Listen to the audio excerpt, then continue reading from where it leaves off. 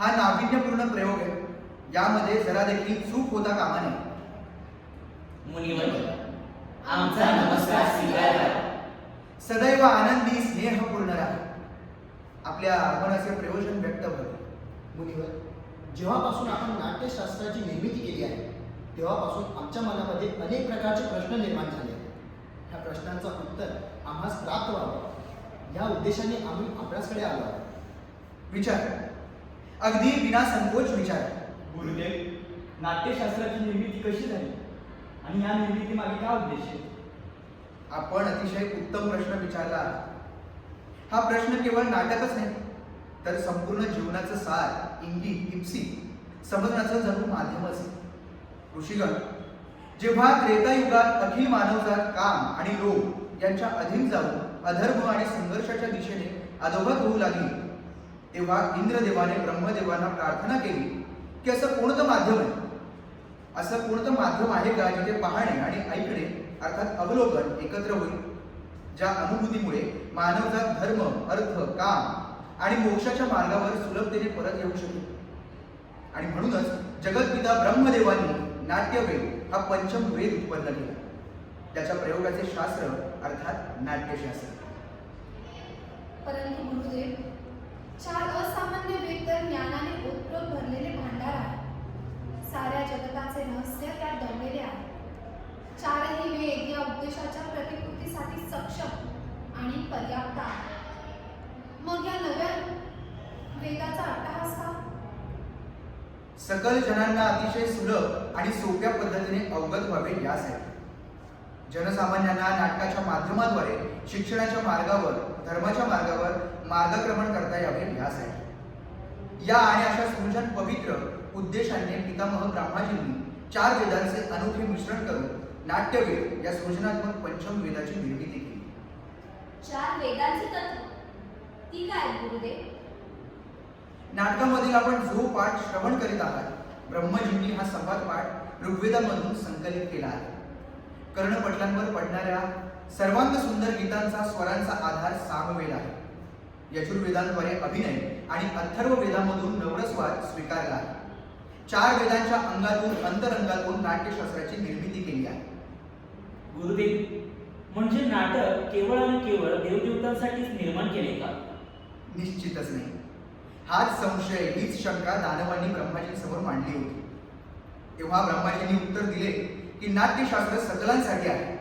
नाटक हे देवतांसाठी, राक्षसांसाठी आणि मानवांच्या समस्त शुभ अशुभ कर्मांना दर्शवणारी माध्यम आहे. या नाट्यशास्त्रात अखिल त्रैलोक्याचे विवेचन आहे. नाटक हे असे एक माध्यम आहे जे दुःख, थकवा, त्याचप्रमाणे शोक यांनी ग्रासलेल्या पीडितांना विश्राम, विश्रांती, सुख, शांती, समाधान देते. नाट्यशास्त्रात सकल नवरस, सकल भावभावना, सकल शास्त्र, शिल्प आणि सकल कार्याची सर्व समावेशकता आहे. असं कोणतं ज्ञान नाही की असं कोणतं कार्य नाही जे नाटकात दर्शविण्यात येत नाही. अद्भुत, संपूर्ण सृष्टीचा समावेश, लौकिक, अलौकिक, सर्वधर्मी, अखिल प्राणी मात्रांच्या भावभावनेची प्रतिनिधी कला. होय, नाट्यशास्त्राला आपण सकल कलांचा उगमबिंदू म्हणू शकता अथवा विश्वातील समस्त कलांचा संगम आहे. मुनिवर, नाट्यकला तर अत्यंत अद्भुत कला आहे. तेवढेच आवश्यक आहे मानवाचे जिवंत राहण्यासाठीचे श्वासोच्छ्वास. परंतु आपला हा समाज ह्या गोष्टींना गंभीरपणे का घेतो? कलाकार्याला अनावश्यक आणि अनपेक्षित का समजतो? आपण तर कलाकार आहोत, नीती निर्माता किंवा जग नियंता नाही. कलाकारी आपला धर्म आहे. आपल्या कलेच्या अनुषंगाने विषयानुरूप नीती नियंत्रणा विचार करावा लागेल. प्रयोगासाठी साधन सामग्री आणि संधी उपलब्ध करून घ्याव्या लागतील. नाटक केवळ कला नाही तर समाजाचा आरसा आहे. समाज माणसाला सत्याच्या मार्गावर आणण्याचे सृजन साधन आहे. रंगमंच नेहमी जात, धर्म, भौगोलिक सीमा यांच्या पलीकडे जाऊन समग्र मानवतेची शिकवण देतो. आज देखील रंगमंच समाजातील विषमतेला दूर सारून अखिल समाजात समता, एकता, बंधुता भाव निर्माण करतो. आणि ही सृजनात्मक भावना निश्चितपणे या भूमीवर स्वर्ग निर्माण करू शकते. निसंदेह कलेविना समाज म्हणजे भावना शून्यापासूनचा समाज. याच आशा आणि अपेक्षांमुळे समाजाने कला आणि कलाकारांना ते स्थान द्यावे ज्याचे ते हक्कदारी आहे. मी या नाट्यशास्त्राला पंचम वेद म्हणून संबोधिले आहे. पाचवा वेद सकल वेदांचे सर्व समावेशक ज्ञान. ऋषीगण, माझे रंगकर्मी सुपुत्र आपल्या स्वागतासाठी आपल्या नाट्य प्रस्तुतीच्या तयारीसह आपली प्रतीक्षा करीत आहे. चला, आपण जाऊन नाटकाच्या सादरीकरणाचा आनंद आस्वाद करूया. प्रगती व्हावी या राष्ट्राची, पूर्ण व्हावी मनोकामना. प्रगती व्हावी या राष्ट्राची, पूर्ण व्हावी मनोकामना. हर्ष फुलावे सृष्टीमध्ये, जगी रुजावी हर्ष भावना.